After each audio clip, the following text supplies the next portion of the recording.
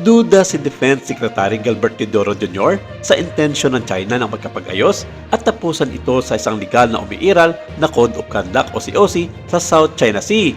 Kinwestiyon niya kahapon ang sinseridad ng bansang China na makipag-ayos para sa isang COC para mapamahalaan ang mga hindi pagkakaunawaan sa South China Sea habang nagpapatuloy ang Beijing sa mga aktibidad dito sa pagbuo ng mga isla at militarisasyon.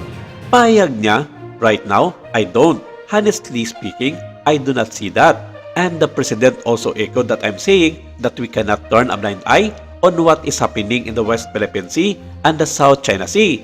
Nananawagan si Pangulong Marcos ng madali ang pagkilos mula sa mga pinuno ng Timog Silangang Asya o ASEAN at China sa naganap na taunang ASEAN Summit sa Laos noong Biyernes upang pabilisin ang negosasyon sa isang Code of Conduct habang inaakusahan ang Beijing ng panliligalig at pananakot. Alam ng gobyerno ng Pilipinas at maging makarating bansa nito ang pagiging sinungaling ng bansang China pagdating sa usapin sa West Philippine Sea. Maging ang Vietnam, Malaysia at Indonesia ay walang nagiging kasunduan sa China dahil naniniwala ang mga ito na walang isang salita ang mga Chino. At patuloy pa rin ang ginagawa nitong pananakop sa mga katubigan ng kanyang makakalapit bansa na sinusunod lamang ang kanilang pinagkakatiwalaan na 9-dash line kahit una na itong ipinahayag ng United Nations bilang isang illegal at walang basihan. Ang dagdag pa na payag ni Secretary Gibo Teodoro, "Well, they are committed to dialogue, but they are the only ones believing in what they are saying. That's the problem. If they are really committed to dialogue, it should be believable. Then what's indicated is that they are committed to dialogue based on historical facts. What kind of dialogue is that? It's a monologue that only they believe in. So, we are committed to dialogue too, as long as we know we are not being fooled."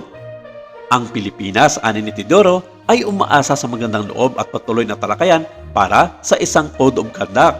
Samantala, walang negosyo o walang pakialam ang Russia sa pagtulong sa China na harangin ang mga draft na payag ng ASEAN na nagpapahayag ng pagkabahala sa mga alitan sa teritoryo sa South China Sea, kabilang ang West Philippine Sea. Ayon ito kay Cagayan de Oro 2nd District Representative Rufus Rodriguez. Nagpapakita lamang ng kanilang tunay na kulay sa buong mundo ang dalawang bansa na hindi prioridad sa kanila ang kapayapaan, bagkus minabuti ng mga ito na magasik na mga kagaluhan, mga giyera at panggugulo sa mga tahimik at payak na mga bansa. Dagdag pa niya na ang desisyon ng Russia na tulungan ang China na ibasura ang pagpapahayag ng pagkabahala ng ASEAN ay naudyok lamang ng kanilang pansariling interest. Saad niya, Russia should not have blocked the ASEAN statement. Moscow has no business meddling in disputes in this part of our region. It is an expression of gratitude to Beijing over the later support for the illegal and unjustified military operation of Russia in Ukraine and the continued killing of Ukrainian civilians. Sinabi ni Rodriguez, chairman ng House Committee on Constitutional Amendments, na ang pahayag ng ASEAN ay lalahad sa East Asia Summit noong nakaraang linggo sa Laos na dinaluhan ng 18 regional leaders kabilang ang mga mula sa ASEAN. Sinabi ni Rodriguez na sa pamamagitan ng pagtulong sa China na harangin ang pahayag ng ASEAN, ipinahayag ng Russia ang pag-aproba nito sa panghihimasok ng China sa karagatan ng Pilipinas at sa mga agresibong aktibidad nito sa mga pinagtatalolang lugar kabilang ang pambubuli, harassment at pagrampa sa mga sasakyang pandagat ng Pilipinas, pananakit sa mga tripulante at mga mangingisdang Pilipino. Iniulat na ninanais ni Premier Li Qiang ng China na ang mga talakayan ay limitado sa mga isyu sa ekonomiya sa panahon ng pagkakapagpulong sa mga leader ng ASEAN sa kurso ng summit sa Laos.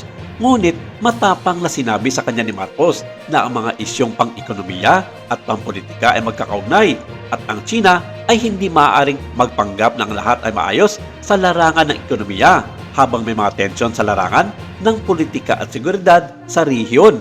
Ilang mga dumalo sa summit, kabilang ang United States, Australia at Singapore ay nagpayag ng suporta para sa payag ng ASEAN at sa posisyon ng Pilipinas para ayusin ang sigadot sa West Philippine Sea. Ang pagharang sa pagpapahayag ng pagkabahala ng ASEAN ay nag-udyok sa Laos na nanguna sa East Asia Summit na maglabas ng unilateral na payag sa nasabing dialogue. Maraming salamat. Ito lang muna ang ating update for today.